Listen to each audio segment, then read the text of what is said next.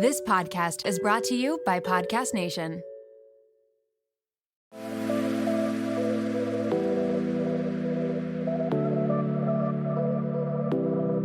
Welcome to Nirvana Sisters podcast, where we take the intimidation out of well-being and beauty to help you achieve your highest state, your nirvana. We are sisters-in-law and your hosts. I'm Amy Sherman. And I'm Katie Chandler. So let's get into some real conversation.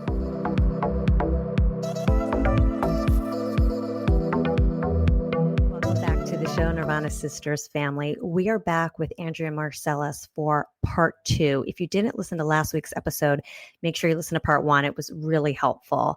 This week, we go through many different things, but one of the things we talk about are tips and strategies for eating, especially eating out, eating during the holidays. Andrea has some great techniques that she shared with us. We also talk about why accountability is key and a lot of exercising is a mental game. We talk about different tips for exercising for your age group. And we also get into what heavy weight means. I know for me, I hear lifting with heavy weights all the time, but I don't necessarily know what that means. So she gets into that as well as a few other quick weight routines. Enjoy the episode and thanks for listening. I love that. Yeah, that's very freeing. Yeah, absolutely. Yeah. So I want to know some quick and easy, you've mentioned strategy, and I know you have so many great little tips and strategies and, things to use when you're dining out, and maybe just hit us with a couple of your favorites that tend to be really helpful for people. Well, I can give you dining out strategy and holiday strategy are sort of the same thing. Mm-hmm. I measure food in hand portions because we're getting away from calorie counting or anything like that. And we figure out what's an energy appropriate portion of food for you. So when you approach holidays or you approach just say eating out, like just try to think in terms of the total portion. How many hands are you going to try to eat at this meal? Like probably 2-3 hands, something in there, right? So I think of it that way. So I sit down, I order a glass of wine, I get bread and butter because I love bread and butter. And oh my God, I love you. Yeah. Wine and bread? I know. I'm everybody's bestie. People like my clients would be like, the first time I would go out to eat with a client and like everybody's trying to eat like right in front of me. I'm like, oh my God, I'm ordering the pizza. Like, oh my God, I love it. Funny. I know, but I didn't. I came from the other place. But anyway, so then you start to think about, especially if you've been portion controlling for a while, like your stomach's smaller. So you have to think about it. So if like appetizers come out, I go, okay, I'm going to have 3 bites, because there's other things I want. If a salad comes, I'm going to eat half the salad because I'm saving room for dinner and dessert. Dinners that come at a restaurant are always at least 2 portions massive. Of food. Yeah. Maybe 3. And you can go, okay, this is my lunch for tomorrow. Like I'm having this and then, I'm going to have this awesome, delicious lunch. That's amazing. And, and then I eat, you have some bites of dessert but by thinking of it, beforehand in terms of, okay, how many hands of food am I going to eat rather than like trying to, I didn't mention at all what I was eating except for bread and butter, right? It doesn't matter what you eat. If you're portion controlling your social meals, it truly doesn't matter. And if you're optimizing the meals you don't share to be highly nutritious, boy, are you living a good life and you're setting yourself up for great health. So, and I approach holidays the same way. That. Yeah, you're not, skip the broccoli and eat all the things you can't get except for that holiday. Just portion control it. So about portion control and about the hand idea, I love that. What's like how many hands? I mean, I guess it's dependent on the person, but generally speaking, right? Like how many hands should you have? Because I think we've completely, like as a society, have no idea because the portions in America are so big that like we're all overeating because it's just there, right? Yeah. So like what's a good maybe thing to think about? Yeah. So in my app, I have like a chart, like that's a starter chart. And please keep in mind, I literally made this up like from a vision. Like this is literally just a guidepost. I've been doing this particular thing with people for over 15 years. And it's literally just a guide to help you figure out what's best for you. And the goal is to be satisfied and have energy to take you just from meal to meal. Nobody here is a farmer, basically. Like, we don't have to eat a big breakfast so that we can get on with the day. And I already established that eating to maintain a workout lifestyle is only going to work if you are a professional athlete, or if you are somebody with a very specific physical goal. You're training for an event, or you're a bodybuilder. Like, so if you're any of those people, don't listen to me right now. For the rest of us who are just busy working people and want to be able to go out and drink wine and eat bread, start with a breakfast within an hour of waking up. We're trying to eat one hand of food, or maybe two if you're one of those people. And then, you go, that's when the clock starts the day, and you eat every 2 to 4 hours, and you're trying to eat, for snacks or small meals, you're eating one hand. For lunch or dinner, you're eating two hands, and see how that does for you. And notice, I'm not telling you what a hand means. You figure it out for yourself. And I mean, I help people through this, obviously. This is what I do. But that's a guideline I could give you to kind of try to start yourself. The key is with all of these things is accountability. Mm-hmm. So we all have best intentions. And this is why I'm very happy to offer out my habits or my strategies, because I've been doing this a really long time. The missing piece of all this is, when people are making a shift in life and they realize they need to make a change, accountability helps so much. And there was one study I read where accountability increases your chance of success by 85%. Wow. 85%. And so it's really important to either have the help of a coach, or to do things with someone else, or in a group or whatever. I can't encourage that enough. And this is coming from someone who never asks for help. I just don't. I'm just learning to do that. I think last year. So maybe at 49, I'm getting better. I'm 50 now. I've been doing it for about a year and a half. No, but asking for help changes your life. And two, doing things in groups. I've been this lone wolf my whole life, and in so many ways. And only in the last little bit do I have some groups of I have a CEO group. I have mentors. I have I have my bestie girlfriends that I've had forever, but sometimes I'll just get bogged down at work and not rely on that so much, or I don't want to waste the time telling them stuff that's wrong. Well, I've learned that, wow, groups help. And I can't encourage that enough. So if you decide, look, I'm ready to make a change in my life and I want it to be a real one and a lasting one, you got to go slow and steady. You have to respect yourself and really define who you are before you even start. And then you get help. You get people to keep you accountable. You get people to keep you positive. And you make sure you tell those people your purpose. Motivation comes from purpose. And when you say your purpose out loud to people, it ends up being in stone. And you can change your purpose, but it really, really helps. It's like dropping a flag and planting a flag of, this is who I am and this is where I'm headed. And everybody just watch me and please cheer me on. I love that. That's great. Yeah. Yeah, that's so true. Especially the accountability piece. I mean, I think Amy and I can speak for that, just because we have been each other's accountability partner. And, I think we're approaching 100 episodes. So it says a lot about having somebody to cheer you on and to help you out. Yeah, it's so true, because there's so many times, and also just what you were talking about for exercise groups. I have friends in the neighborhood, and I'll, we'll make a plan to do a walk on the weekend. And sometimes you're I don't feel like going, but then you're accountable. You're like, you know what, I'm not going to bail on this person. And then you go and you feel so much better. But if you had not made that plan, you would never do it yourself, because it's just too hard to motivate yourself sometimes. 100%. It's a mental game. Again, a mental game. I put a feature in my app literally just because of this. I made up this thing so I have these custom workouts. You can dial up I have regular classes, but it's another feature. And you could dial up, there's 30 options in there. You can even say I don't want to mess up my hair. I'm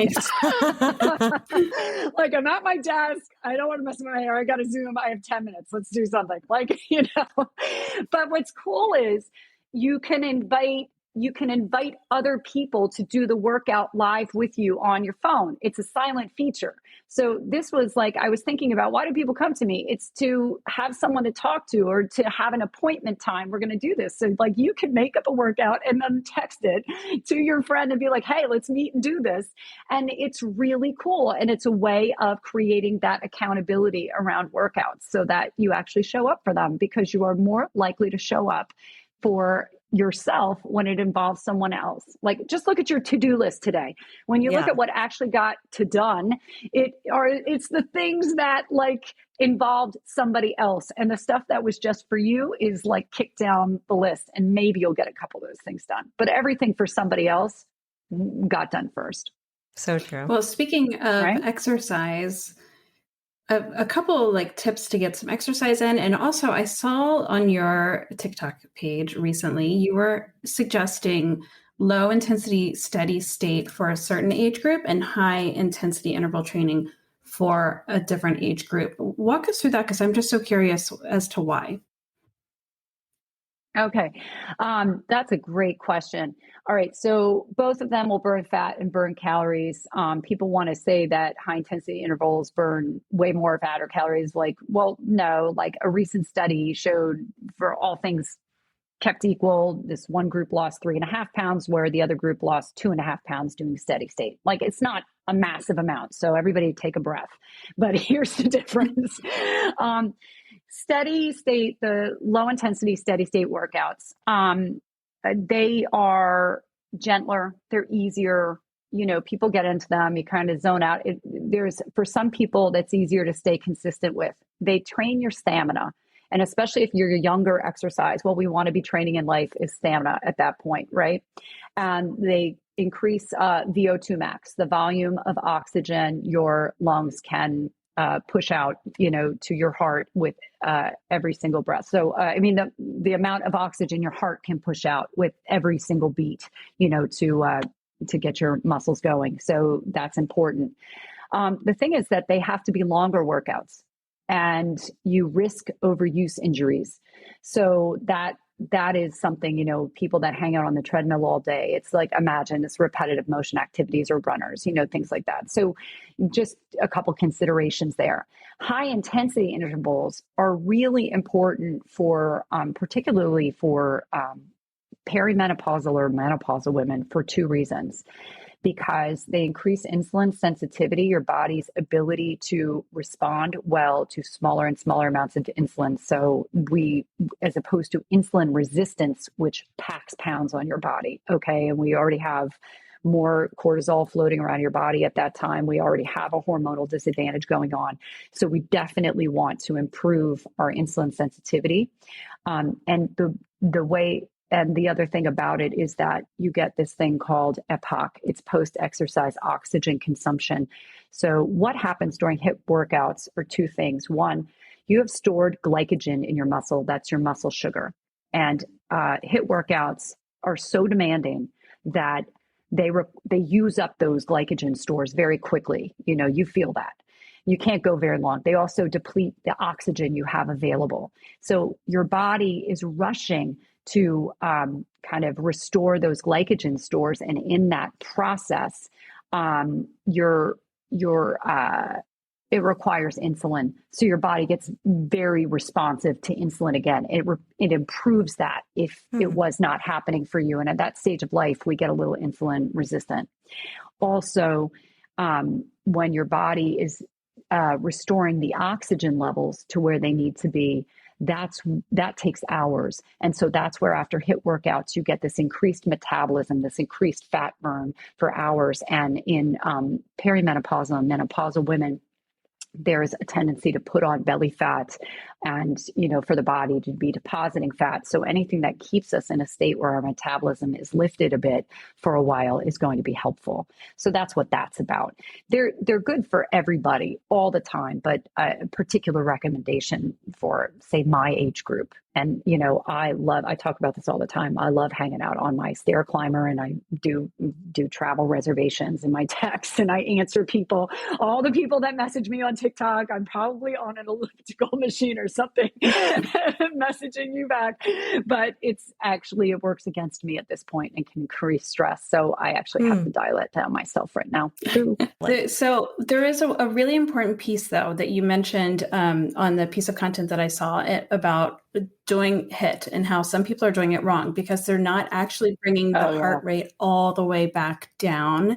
And so when you don't bring it all the way back down, I imagine that's when it starts to raise cortisol levels and become a little bit more problematic. So is that the key? You get the heart rate up and then it's huge. I'm so glad you brought this up because, boy, if I want to give anybody a tip, it's God, this is taught improperly everywhere all the time. More is not more. So when you're in the spinning class, you're doing your Peloton, you're doing your Orange Theory, you're doing whatever, the entire concept of Orange Theory, where it's this leaderboard and it's about calorie burn. It's oh my goodness gracious, those people on that board have nothing to do with you. And by the way, if you're tired, your heart's going to beat faster. If you're dehydrated, it's not even, again, remember I said whole humanity. These things are so arbitrary and artificial.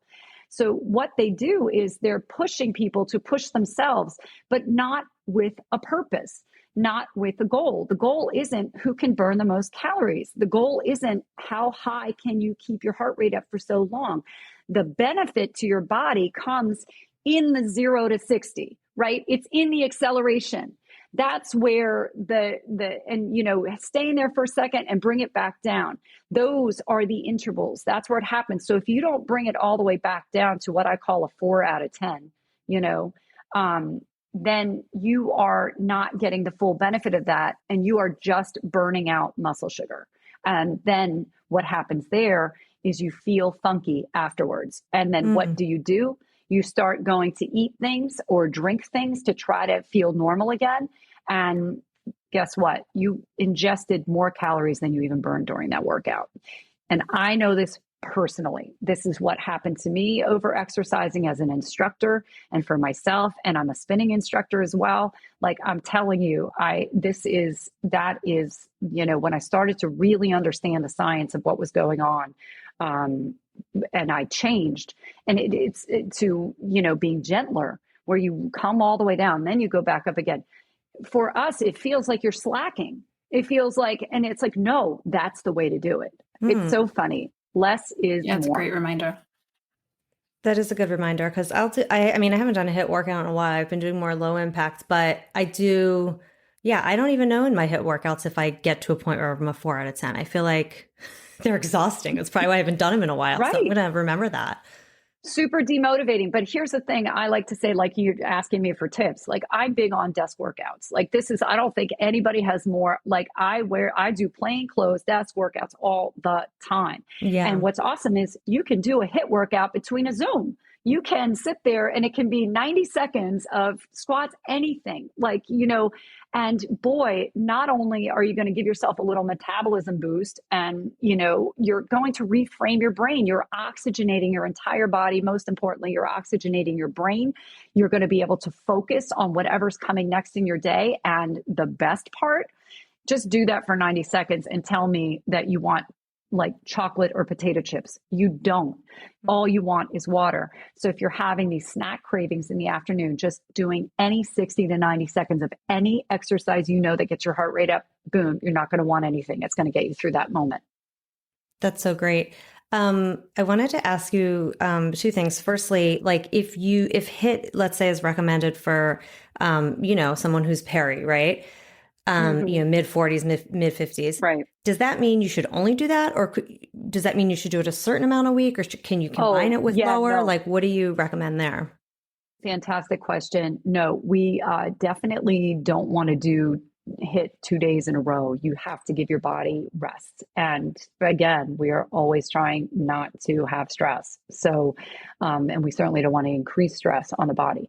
So you want to keep these sessions shorter. I don't do it ever for more than 20 minutes or so. It's always part of, something, and the workout bar in general keep shorter and just activate your life more with standing and walking. You'll be doing much better. But, definitely skipping a day. So maybe 3 days a week or something like that. And the same with your heavyweight workouts. You want to, you want to be very careful about that. Like, you have to have rest. That is one of the biggest mistakes people make. They're pushing, they want results fast.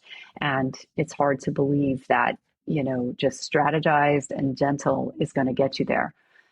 Let me ask you, you just said about the heavyweight workouts, and that's what I really wanted to hone in on, because I don't really know what that means. Like, what is a heavy weight?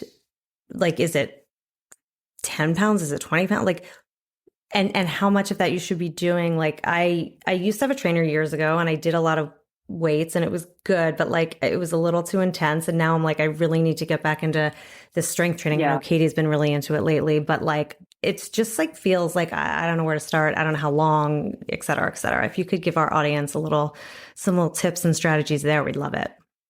Sure. It doesn't have to be super long. It has to exhaust you, and it just muscle exhaustion of the muscle you're trying to work. So that amount of time is going to be different for every person. So what you need to do is make sure that you're lifting heavy enough so that your form starts to suffer at the 9th or 10th repetition. That's kind of what the definition of a heavy weight. So whatever the exercise is, and that's where you want to be. I tend to, on heavyweight days, go with we're doing them 3 days a week, something like that, because you're leaving a day in between. And then I might do lighter weights on other days and, all sorts of things and body weight workouts. But what you kind of want to stick to a more traditional weight training protocol for the best results with your heavy weights, because also your joints are going to be aligned properly so that you avoid injury.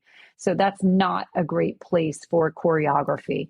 As much as I love it, you want to kind of just really watch your form, and you 3 sets of 10, it's a good way to go. And the best thing is that it's a no-brainer. Put the weights at your desk. Do your 3 sets of 10. It take what? But is it just 3? Minutes? Sorry to be like so specific, but is it just 3 sets of 10 of something, or is it like several exercises, 3 sets of 10? Oh, you know what I mean? I mean, per muscle group, it's per but I mean, I can't make you a workout here on a podcast. Why not? But I mean, if we wanted to break it down to the least, your body has to work in opposites. If you're doing a bicep curl, you must do a tricep. If you're doing, your shoulders, I would say, if for the people listening here, if we wanted to really no-brainer this, you're going to do a bicep curl, you're going to go a tricep kickback, you're going to do some kind of overhead press, and you can call it a day. If you're really a good, super achiever, you're going to do some desk push-ups or some regular push-ups. I'm a fan of regular push-ups and getting yourself to be able to do those. Yeah. And I have a great video on how to work yourself up to plank push-ups, which you change as a person mentally once you can start doing those. And then you would do some bent over rows. And then you would go on chest, back, bicep, tricep, deltoid, bam, back on my Zoom call. I love it. Well, it's funny. You have a piece of content that I have it bookmarked and I use it all the time. It was like for busy people, it was like the arm one where you're like, do you have this lab or whatever? I've literally done that video so many times. And it's great because you said earlier where you stand on one foot and you do the breathing. But in this one, it was standing on one foot and putting the foot behind and doing, I think it was like bicep curls or something like that. And I love that video. It's for our listeners, it's on her TikTok. She's got all these like fun, to your point of like, you have 5 minutes in between a call, like just go on to TikTok, watch one of your videos, do one of those things. And there you go. There's like one set down for the day. So and I have a feeling it's really great. All of this is on your app probably as well. You probably have so many resources on your app as well. Yeah. Yeah. And like this too. I mean, yeah, there's regular workouts, but there are workouts where I literally wore plain clothes to shoot them. I wore what I wear to work. And so that, Sorry. so that it's, Sorry. so that it's clear, that like, this is not, like you are not required to change your clothes to think about fitness. And I think that's my big thing. I'm trying to change the way America thinks about fitness and fitting it into your life. Not that it's like this separate piece you have to like make time for. We can't do that, but we absolutely can show up for ourselves in small bites. And the fact is, the results are better. So, and there was just a study again about this that just came. I love it when there's a study that comes out that like kind of validates the way I've been doing things with people that I just find actually works for them, for their lifestyle. But a study just came out this week that the benefits for your heart of working out between 11 and 5 are higher than if you work out in the morning or the evening. So these little bits, I'm telling people to do during the day, I guess your heart likes it. That's great. It's very interesting. Right? Before we get into our wrap session, where can everybody find you? Because I know everyone's going to be clamoring for all your content and your app and your website. Give us all the deets. To do is go to andlife.com, and like Andrea, life like your life, andlife.com. And you can see my one-on-one program. You can see group programs if you want me to come to your company. Like, there's, and then you can also see my app, my book, like things. There's so many tools to help people. I really have tried to make it so that it is not about cost, that like, it doesn't matter what your budget is. It doesn't matter what's going on in your life, that I have some way to help you show up for yourself and feel better now.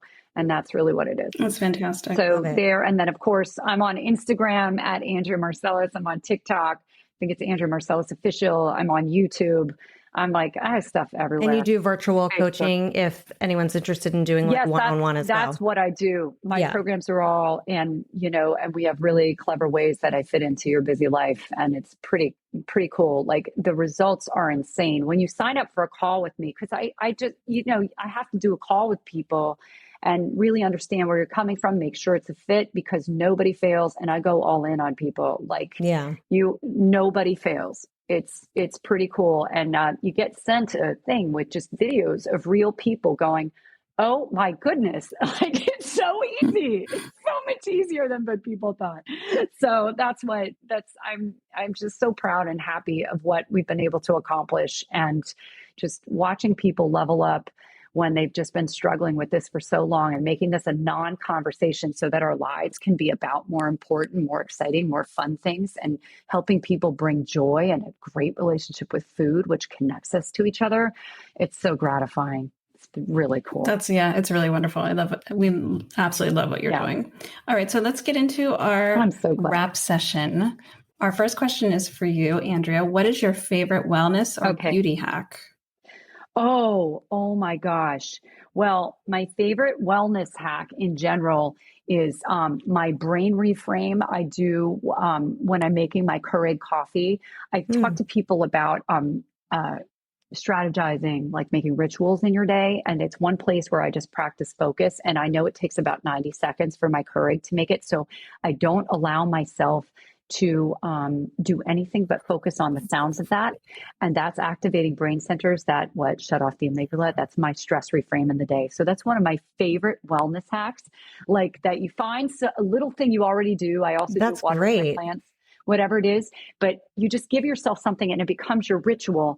And then as soon as you go to do that thing every day, and if you just focus on it, your brain starts to know that's a safe harbor for you and immediately goes into that state of relaxation. It's pretty rad. And then my beauty hack is Anastasia has this thing called Italian Summer, and it's a palette, a contouring palette and a blush and whatever. This is all I use. So because you can use it for your eyes or your face, I have no time. I am all about like, what is the easiest one product I can use? And I have to say, I'm a huge fan. Oh, I haven't heard of that. I got to check that out. Very cool. Yeah, like a contour, a blush, a highlighter. Perfect. I do it with my eyes. And how do you maintain your daily nirvana? Oh my gosh, this is such a good question. How do I maintain? Um, I live according to a code, and I have built just a little life of little habits that are easy to maintain and where I end up showing up for myself in small ways throughout the day, every day. And so it doesn't matter what comes flying at me in a day. I always have something that I'm doing that lifts me up. And literally it shoots out dopamine, and I know that. But that's what I try to help people do, is create for themselves. I call it a self-care scaffolding. But that's how I maintain my nirvana. I love what I do. It doesn't mean it's all always going right, but boy, do I love what I do. And I have ways that I lift myself all day long. I love it. I know it is inspiring. It's very inspiring. All right. Well, Andrea, thank you so much for being with us today. We were so excited to talk to you. And like we said earlier, we both feel like we know you because we watch everything you do on TikTok. But I love it. That's so amazing. You're for sure helping I people thank you because all over, your work is helping people. This is a wonderful, wonderful space you've created, and the conversations you're having are important and vital and really meaningful. And so I'm honored to be here, and I appreciate it so much. I'm so glad you're here. Thank you. Thanks for listening to Nirvana Sisters. For more information on this episode, check out the show notes, please subscribe, and leave us a review. Also, find us on Instagram at Nirvana Sisters. If you loved what you just listened to or know someone that would, please share it and tag us. Tune in next week for a fresh new episode of Nirvana Sisters. We'll continue to watch out for all things wellness so you don't have to. Bye.